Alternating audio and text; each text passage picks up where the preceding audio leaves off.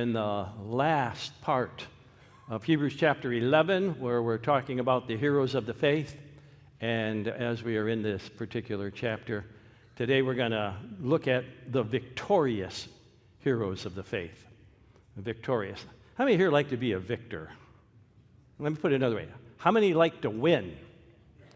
All right. Is there anybody here who likes losing? Didn't think so. Yeah. And so today we're going to talk about the victorious heroes of the faith. And they're just people like you and I. They really are. We're going to see that as we go through this. The victorious heroes of the faith. So who are they? Well, Hebrews chapter 11 starts enumerating them for us. Although all the words weren't up on the screen, these were all read to us just a moment ago. And some of you followed in the Bible along, and he says, and what more shall I say? He's been enumerating all these individuals. He says, I do not have time to tell about Gideon, but I do. All right. In fact, if I elaborate on him and all of them in here like I have on the others, we'll be here all day. But Gideon, I call this guy the wimpy hero. We have any wimpy heroes out there? Probably.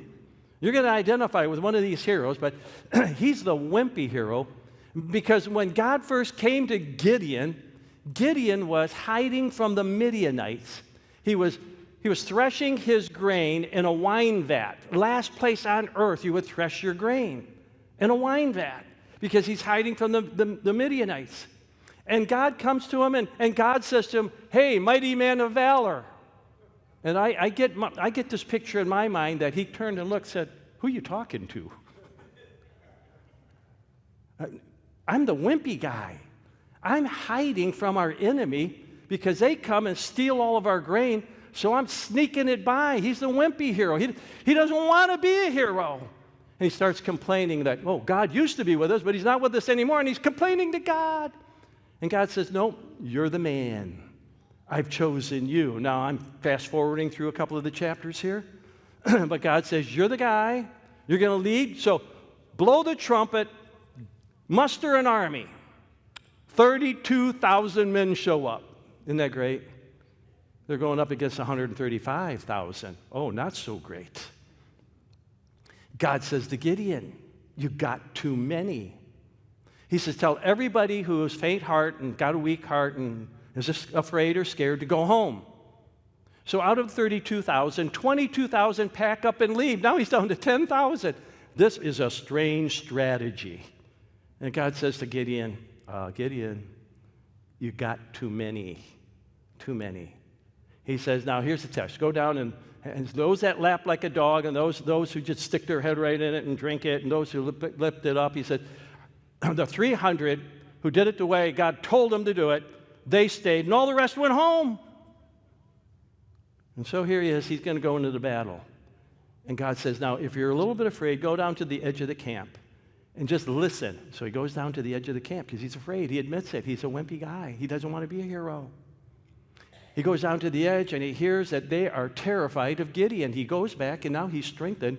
And God says, this is what you're going to do. You got 300 guys. You're going to break them up into 3 groups. Put them around their camp.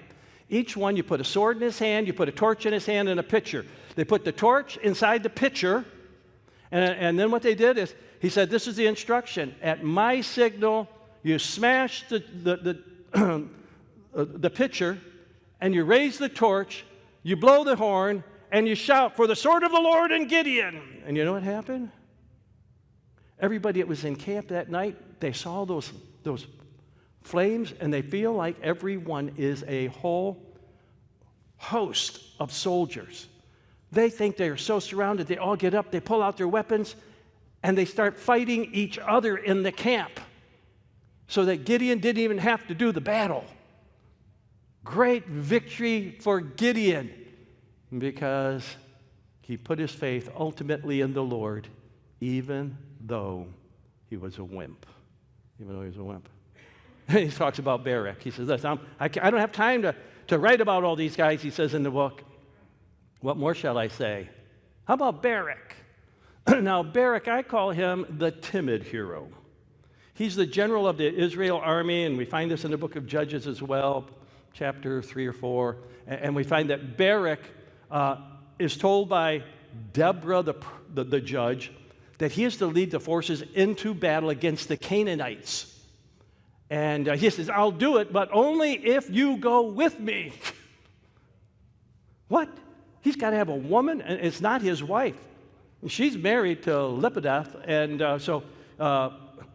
not his wife, but she's the judge. He said, yeah, I'll lead the forces into battle, but only if you go with me. And she said, okay, I'll go with you, but the honor will not go to you. So they go into battle, great victory. There's this guy by the name of Sisera. He's the general of the armies that are against them, and his armies just crumble and flee, and he's fleeing, and he stops at a tent. And here he is. He's stopping at the tent of a gal by the name of Jael. And Jael, when he comes, he says to him, says to her, he says, give me something to drink, and then guard the door, and let me know if anybody's coming after me. And so he lays down. He's exhausted from battle and fleeing. He lays down, and it's about that time that Jael went and took a nail. Okay, a tent peg, but it's a nail. It just kind of rhymes. Jael took a nail, and she put it through Sisera's head.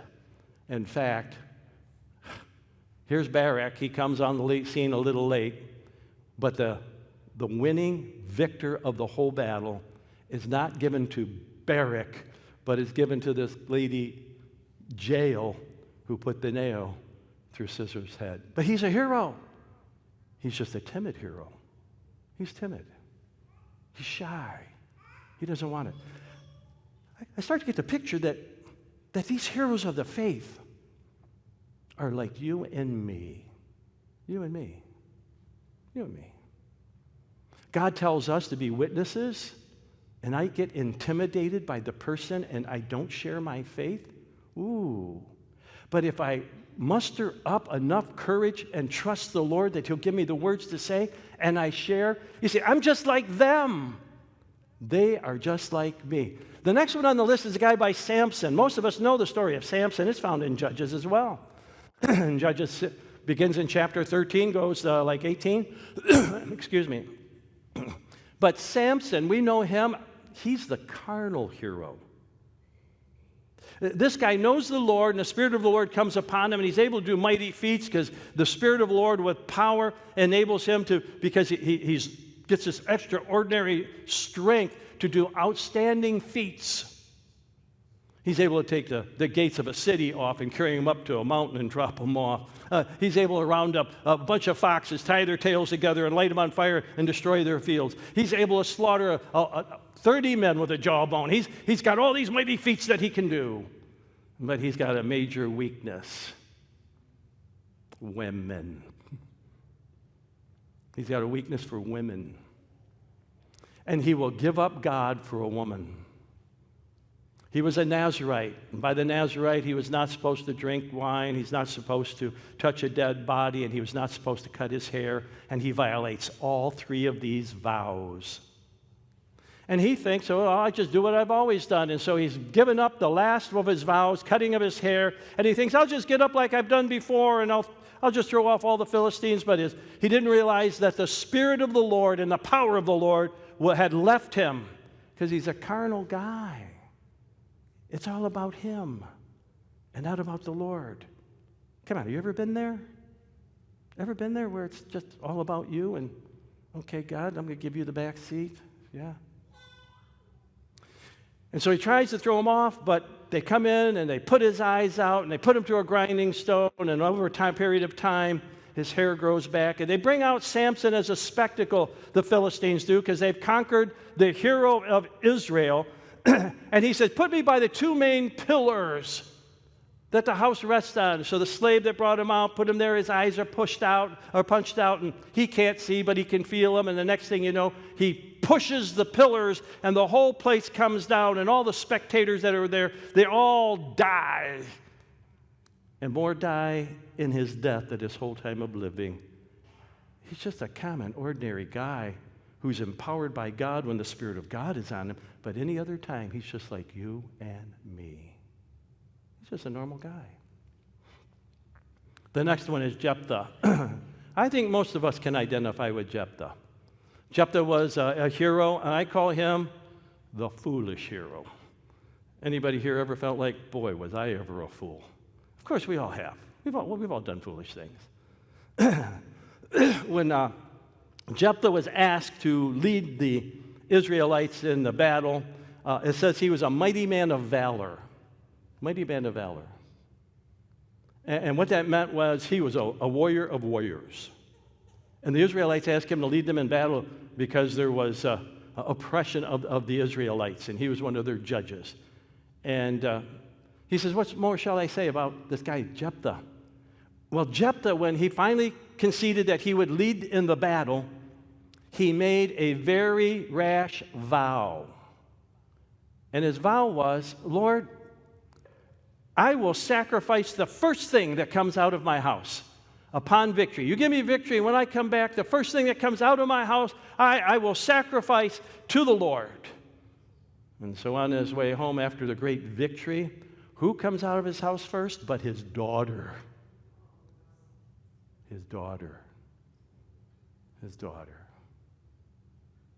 Theologians are debating here whether he actually sacrificed her or not, because it talks about her virginity, and it seems to be because the Bible forbids human sacrifice, that he did an equivalent for that, and that he dedicated her to the service of the Lord, never to marry.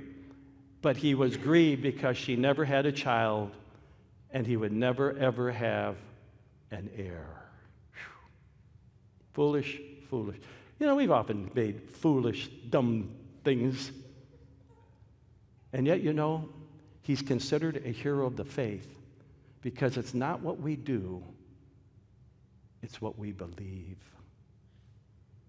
It's what we believe. Some of you are thinking, I've really blown it big. I'm just a terrible person. God could never use me. That's all hogwash.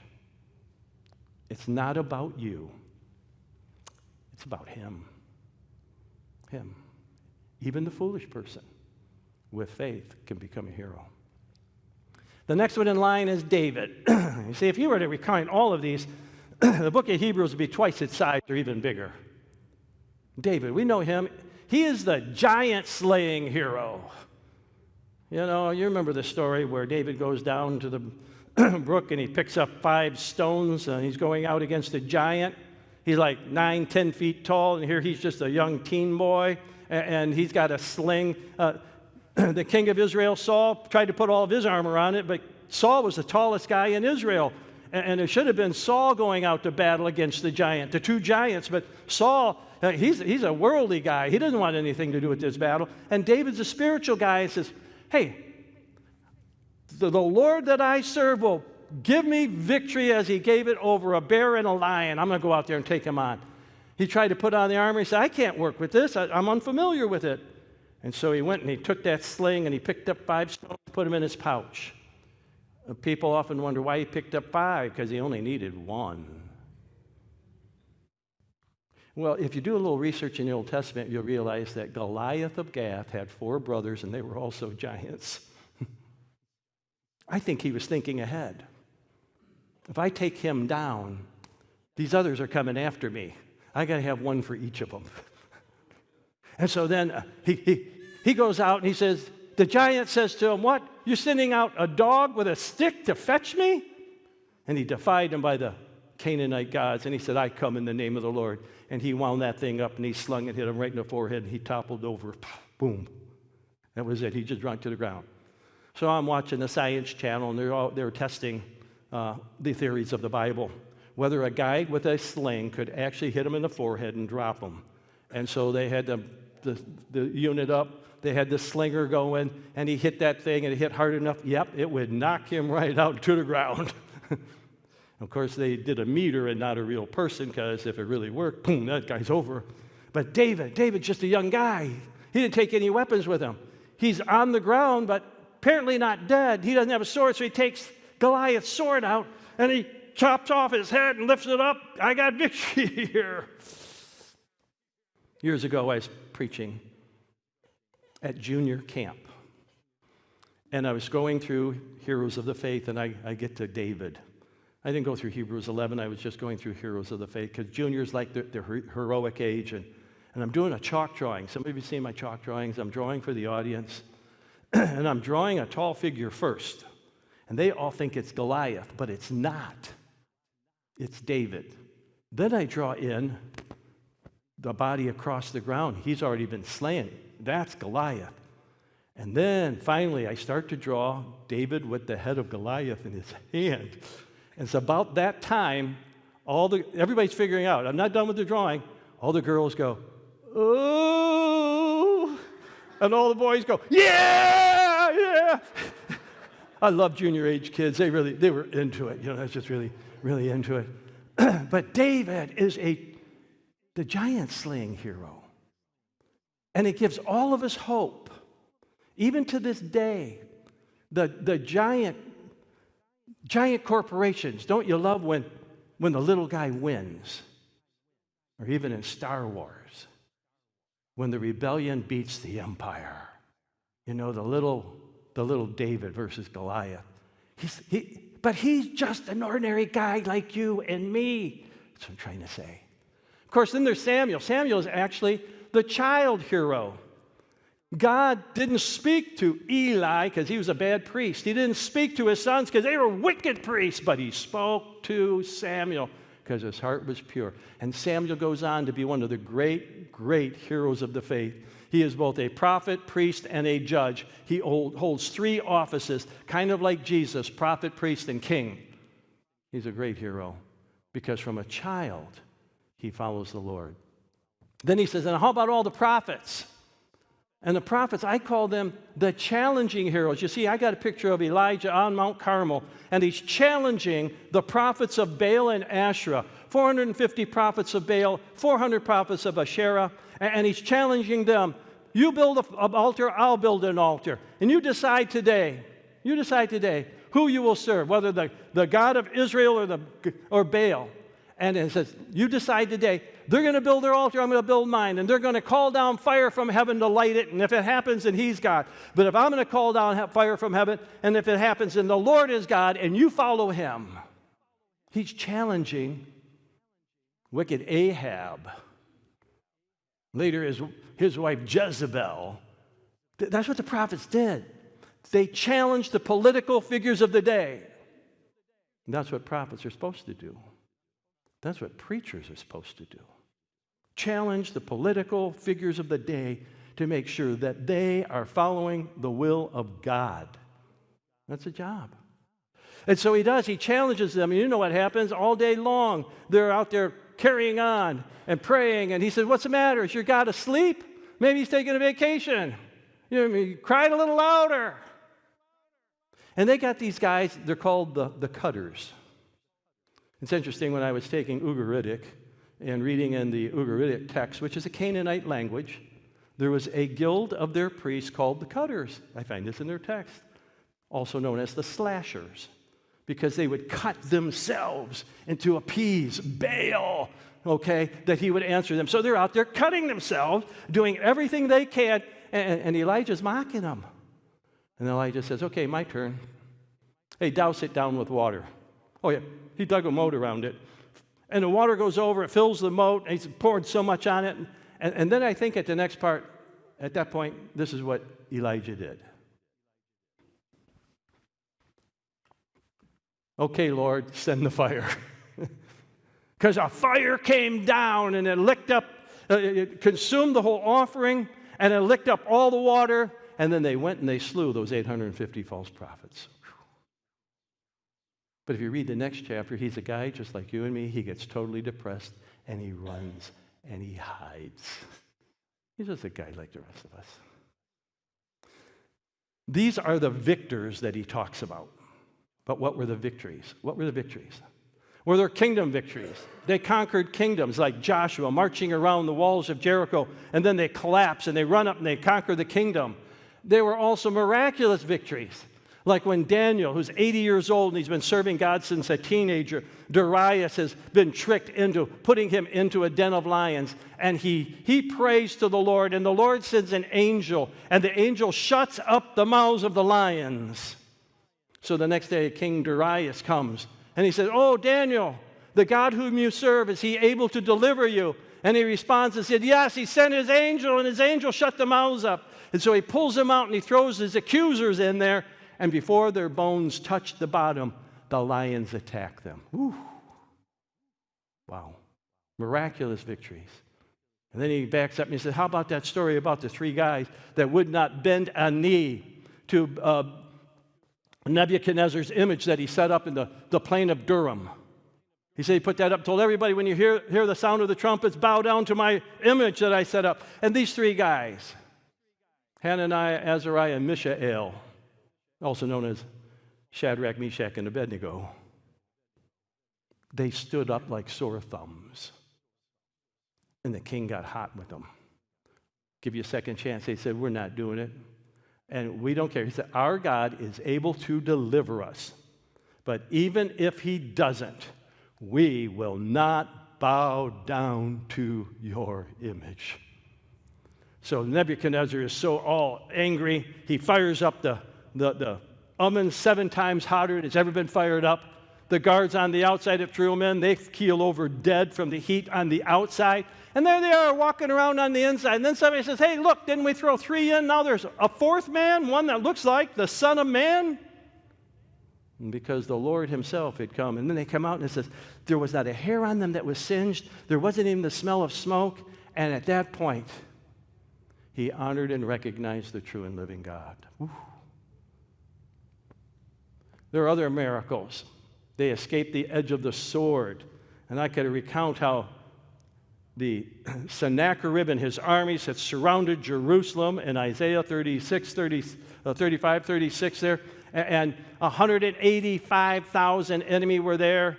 And Isaiah the prophet says, not an arrow will go over the wall. Not an arrow will go over the wall. The next day when they went out, because the angel of the Lord had gone through the camp, it says they found them all dead. All 185,000 had died. Not even a single sword. We could keep going on. He says they were powerful in battle. I think of Jonathan and his armor bearer. They hear some Philistines and say, "Hey, he says, this is what he says, the Lord is able to save by many or few. So," he says to his armor bearer, "I'm going to yell to them. If they say, 'Come on up,' we're going to go up and fight them. But if they say, 'Come on down,' because they're on a cliff," he said, if they say, "You just wait there, we'll come down," he said, then we'll know that which way to do this battle. And they say, "Well, come on up." So him and his armor bearer, they climb up to the top, and there's like 20 men there. And the text says that Jonathan slew them, and his armor bearer finished them off. About 20 men in a half-acre space. Now listen, this is where it gets really great. And I'm doing something wrong here. I'm a little antsy because of my steroids. And it's sparking. All right.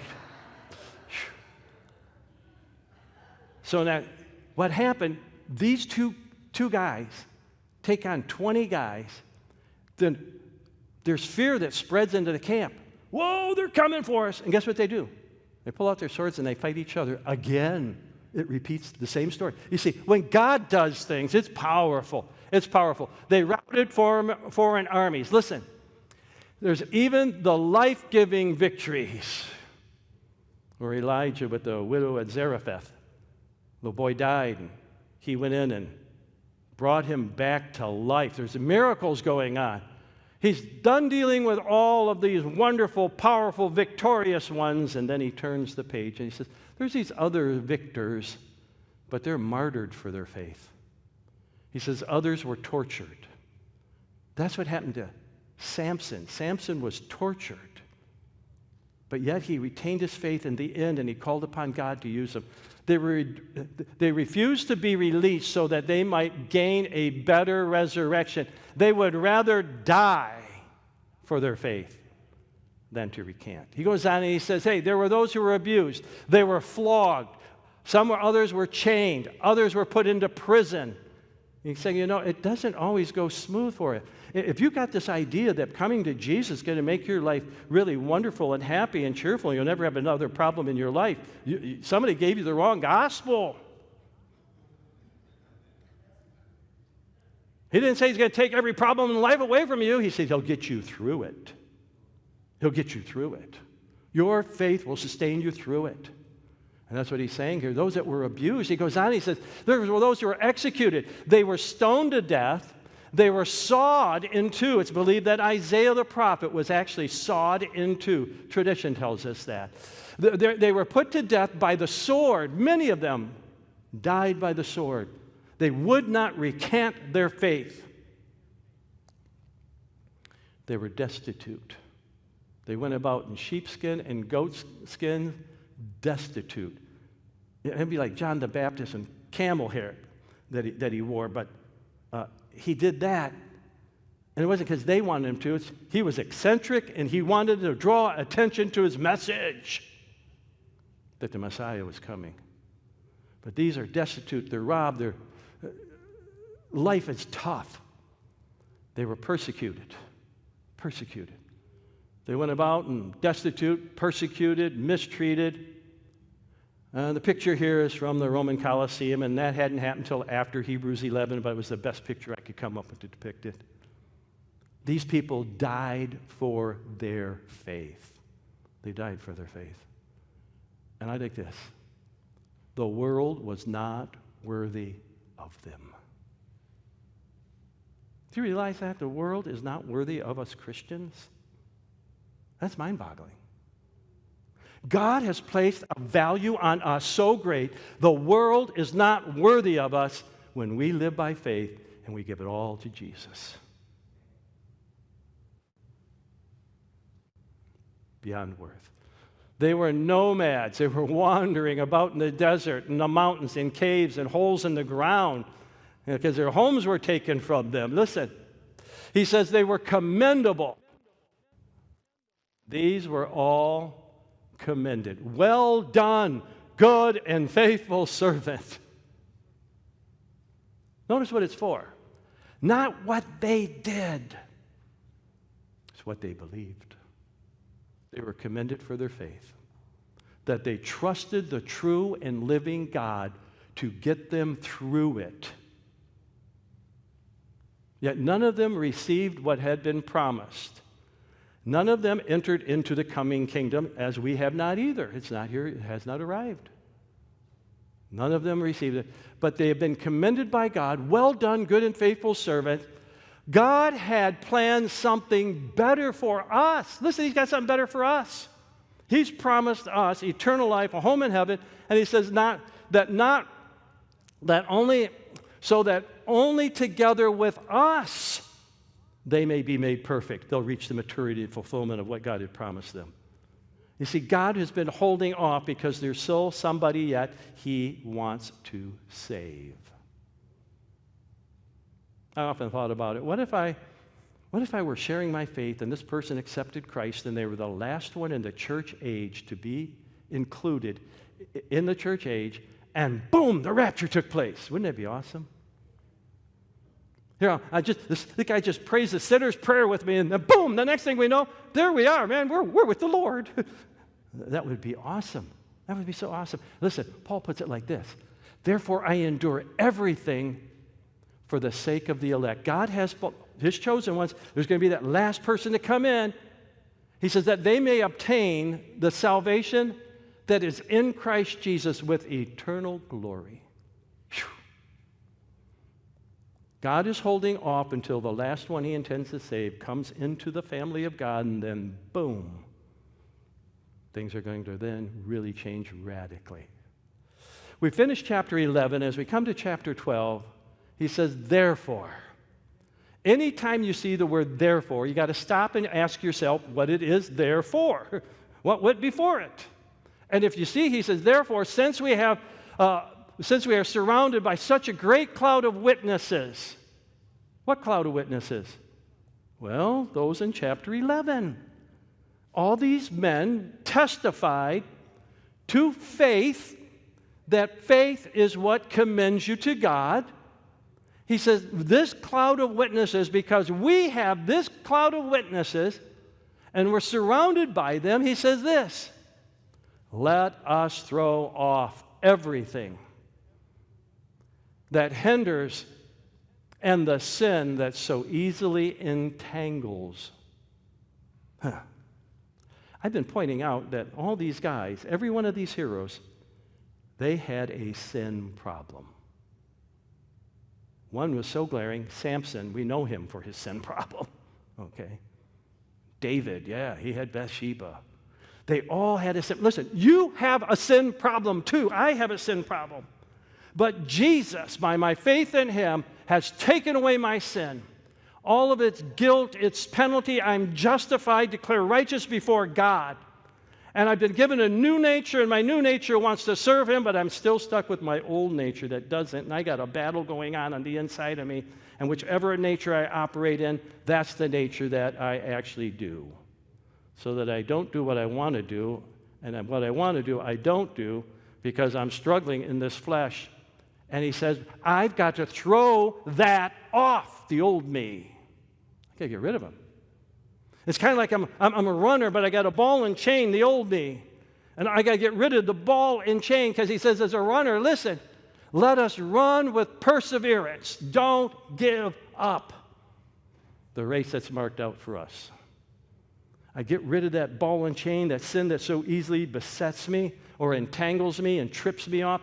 So first thing he says, when you go to the race, you don't put on a coat. You take it off. He said, get rid of that which is holding you back. And then he says, run. And he says, run towards the mark. Now, my life verse is, forgetting those things which are behind. Let's let it go. Reaching forth unto those things which are before. I press towards the mark. That's the goal. For the prize of the high calling of God in Christ Jesus. Philippians 3:13-14. I even shared with you my old car. Remember that? My old 32 Willys, and I won the took it to the drag strip and all that. Yeah, remember that? Yeah. And I won. Why? Because I persevered to the end. I crossed the finish line, and that's what we got to do. He says, let us throw it off and let us pursue, run. He says, run for the mark. And what is it? Well, we fix our eyes on Jesus. I found it so interesting that Moses had his eyes fixed on Christ, the text. He never saw Christ. I've never seen Christ. I've read of Christ in the Bible. As I look back to the Gospels, he was looking forward to the Messiah. He had his eyes fixed on Christ. You see, the whole Bible is about Jesus. It's all about Jesus. He says, fix your eyes on Jesus. And then he says, now let me tell you about Jesus. Fix your eyes on Jesus because he's the author and perfecter of the faith. He originated your salvation, and he's the one that's going to complete your salvation, so you fix your eyes on Jesus. Don't get sidetracked on anything else. You run to Jesus. You run to Jesus. I often tell single people that want to have a relationship with somebody, I'll say, hey, you just fix your eyes on Jesus and you run towards Jesus. Forget everybody else. Every now and then, just look to the right and look to the left and see if there's somebody else running to Jesus that's single too. And then you start running a little closer alongside of them. And then you see, hey, are we on the same page here? Because you see, you want to marry somebody, you want to be in a relationship with somebody who loves the Lord like you love the Lord. He says, okay, so you got your eyes fixed on Jesus. He says, who for the joy set before him. His joy is us. That we were going to be believers in him, and we're going to be his family, and we're going to be his brothers and sisters, and we are his joy. He said, he endured the cross. He went to the cross, and he bled, and he died on the cross. And so he can say to us, hey, run to Jesus, no matter what it costs. Run to Jesus. Run to Jesus. He said he scorned its shame. He said he didn't care about what people thought that he was the Son of God dying on the cross, and that shame that was attached to it, he just scorned that. He said, that's nothing. I got a joy coming, because when I raise from the dead, I'm going to have victory. I'm paid for their sins, and those people will be my people. When he got to heaven, it says he sat down. It's where the beginning of the book of Hebrews starts, that Jesus seated at the right hand of the Father in heaven. He sat down at the right hand of the throne of God. He said, listen, my work is done. I'm going to take a seat. I'm taking a seat. It's finished. He suffered once at the end of the age to put away sin by the sacrifice of himself. Wow. This is the application. Fix your eyes on Jesus. Run to Jesus. Get rid of anything that's hindering you from doing that. Let's pray. Father in heaven,